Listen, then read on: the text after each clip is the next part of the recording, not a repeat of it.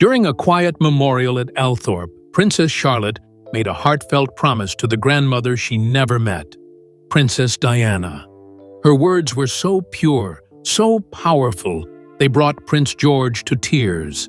In that moment, legacy, love, and loss collided, and a new royal voice began to rise. The day it happened, inside the private memorial at Althorp, it was supposed to be quiet, private, just a family moment, far from the spotlight. But what unfolded at Diana's resting place at Althorp in June 2025 will be remembered as the day two young royals stepped into their legacy, with tears, with love, and with something far greater than duty. Prince William brought Prince George and Princess Charlotte to Althorp Estate for a private memorial visit, something he had planned for months, but told no one outside the tightest circle. There were no photographers, no royal aides in the background, no curated wreaths or scheduled tributes. Just the three of them, walking slowly across the quiet grounds with a single bouquet of white garden roses, Diana's favorite. William knelt beside the stone and shared stories his children had only ever heard in pieces. About a mother who changed the world with her kindness, who lit up rooms with her spirit, and who loved them even though she never got to meet them. George listened with wide eyes, clearly hanging on to every word. But Charlotte stood still, unusually still for her age. She didn't speak at first. She walked forward slowly, knelt down beside the memorial stone, and placed her hand gently on the edge of it. Then she leaned in. William thought she was simply paying respect. George assumed she was saying a prayer. But what Charlotte whispered next changed the entire moment. George would later say it felt like something shifted in the air. And seconds later, tears were rolling down his cheeks. Tears he didn't even try to hide. Because Charlotte wasn't just honoring a memory. She was making a promise. Charlotte's connection to the grandmother she never met. From the very beginning, there was something different about Charlotte. Something unshakably calm and quietly fierce. It didn't take long for the family to start saying what others were thinking. She has Diana's fire. Though she never met her grandmother, Princess Charlotte grew up surrounded by Diana's presence, not just in photos or in stories, but in the tone her parents used when they spoke of her. There was reverence, sadness, but also pride. Diana wasn't a forbidden topic. She was a guiding one. Catherine once revealed in a private moment, Charlotte asks about her all the time. The curiosity was gentle at first. What did she sound like? What was her favorite color? Did she like flowers too? But as Charlotte grew older, the questions deepened. Why was she sad sometimes? Why do people still talk about her like she's here? A framed photo of Diana sits on Charlotte's dresser. It's been there for years. Every morning, Charlotte straightens it. Every night, she glances at it before turning out the light. When asked once by a nanny why she did that, Charlotte simply answered, "Because she watches." William admitted to friends that Charlotte once said something that stopped him cold. She looked at her father and said, "If I had met her, we'd have been best friends." No hesitation, no doubt. And from the outside, it may seem like a child's dream. But to those close to the family, Charlotte's connection to Diana is something else entirely.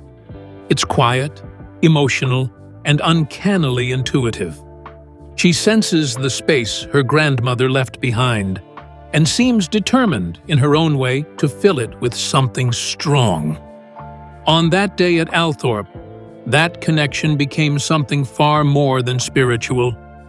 It became a vow. The final promise, "I'll finish what you started."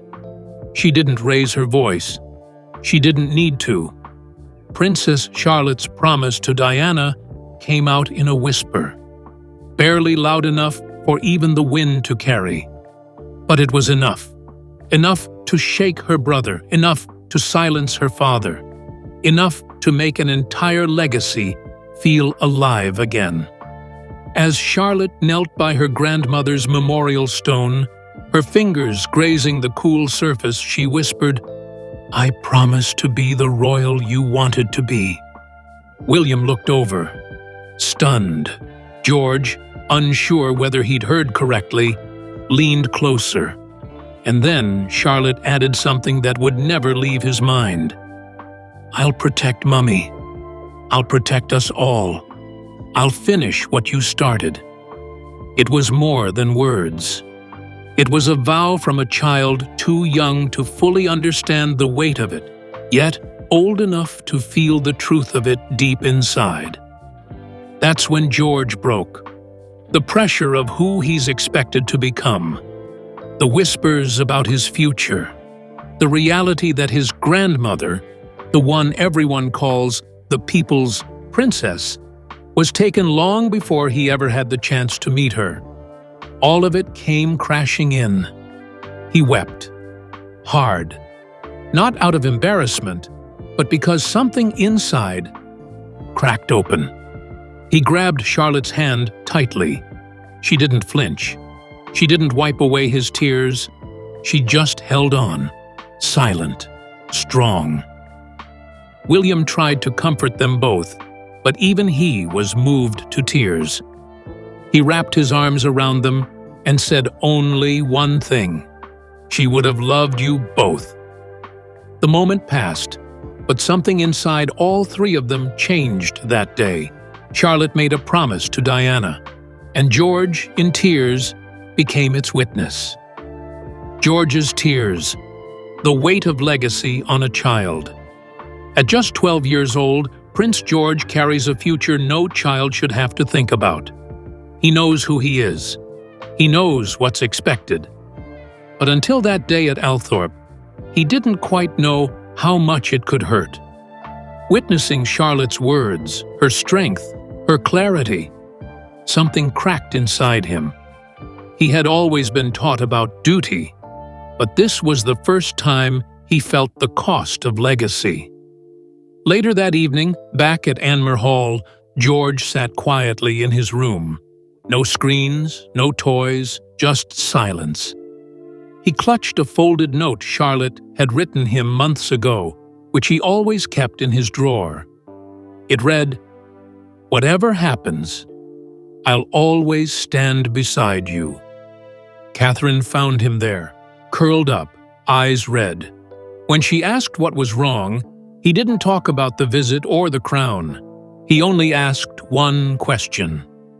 Why couldn't she stay to see us? It wasn't rhetorical. It wasn't bitter. It was raw, honest. Catherine pulled him close, stroking his hair gently, and whispered, "She sees you, my love, every day, in everything you do."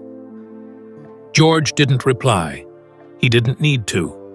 That night, he clung to his mother like a lifeline, caught between the weight of what he'll one day become and the innocence of a boy who just wanted his grandmother to be there.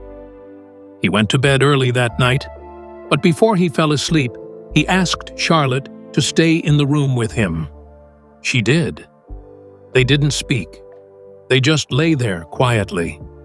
Two siblings, suddenly more than just children of royalty. They were the living echo of a woman gone too soon. And now, whether they chose it or not, her promise lived in them. Catherine's private conversation with Charlotte after.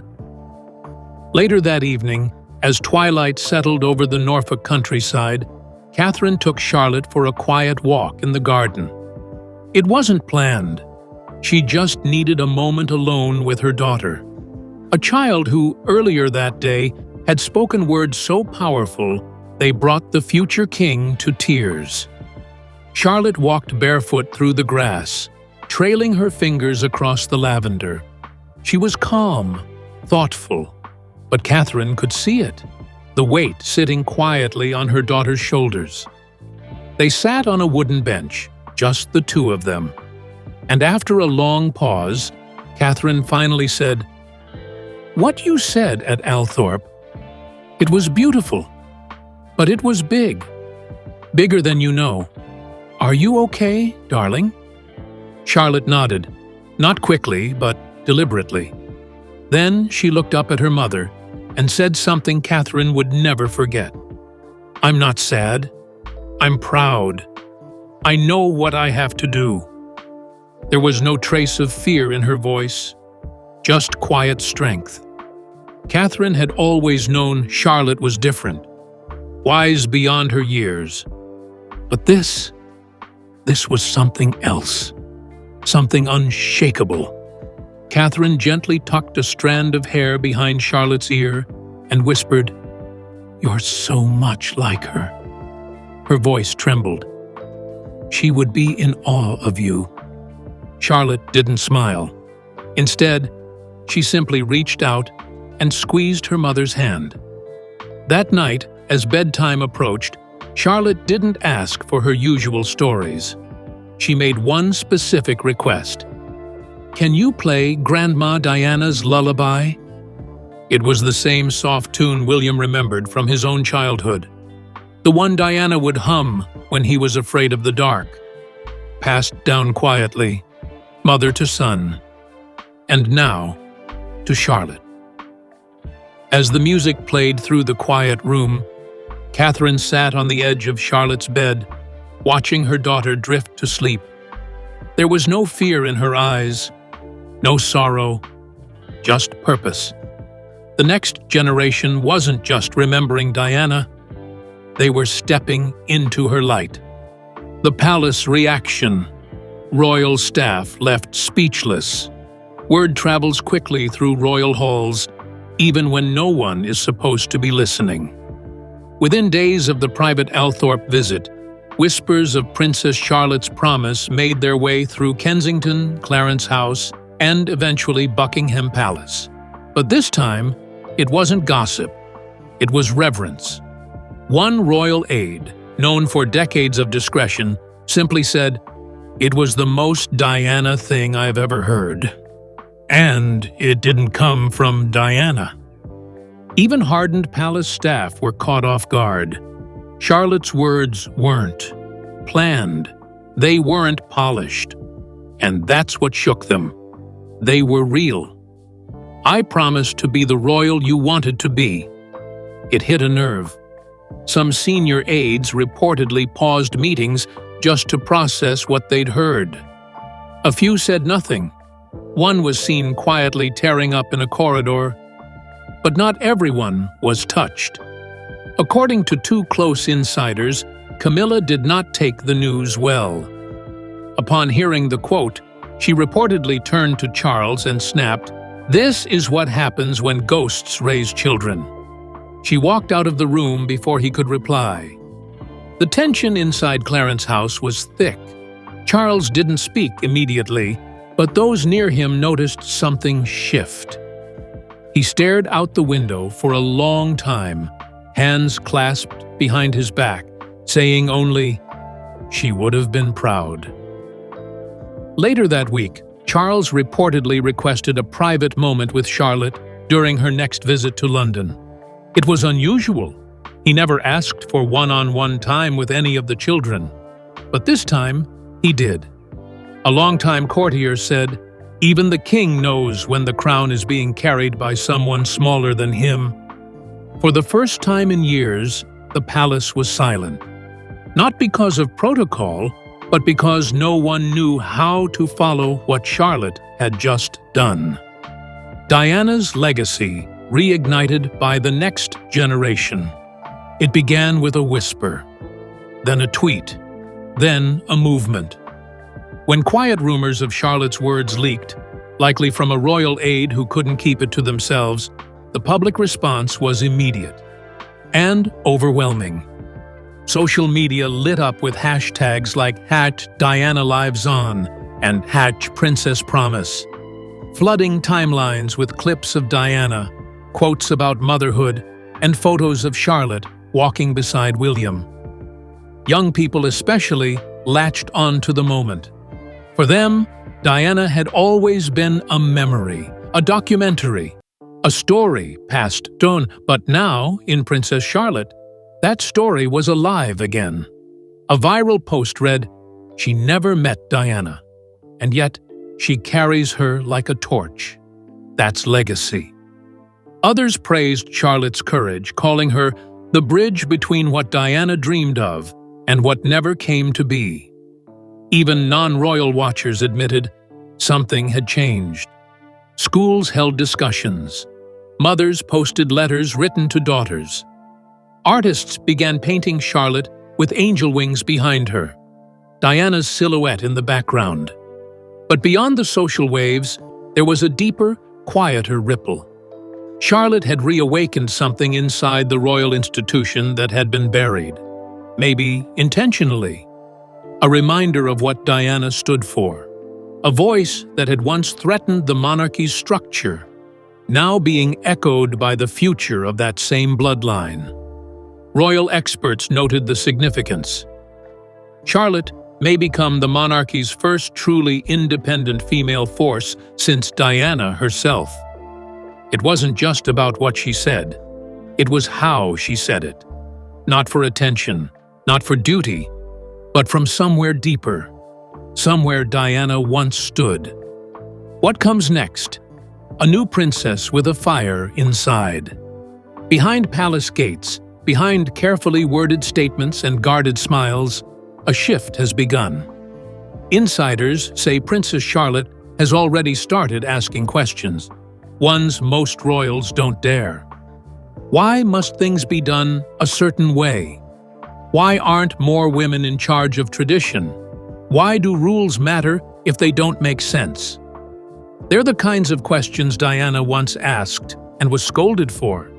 But this time, things are different. William supports her. He's even told aides privately, that's exactly what Mum would have wanted, for her to think for herself. Charlotte, still just a child, is quietly beginning to shape her own role. She attends public engagements with focus. She listens closely during briefings. And she's already started preparing handwritten thank you letters after visits, just like Diana once insisted on. George, too, has changed. He now looks at Charlotte with something new in his eyes, not just brotherly affection, but admiration. She's no longer just the middle child. She's become the keeper of something sacred. The story of Diana is no longer a closed chapter. It lives in whispered promises, lullabies, quiet tears, and fearless little girls who see the crown not as a prize, but as a responsibility. As one palace aide put it, she's not trying to be Diana, but somehow Diana is alive in her. No one knows what Charlotte will become. But one thing is clear. Diana's voice didn't fade. It was passed down into a promise made by a girl who was never meant to forget. Charlotte's vow was more than a tribute. It was a turning point.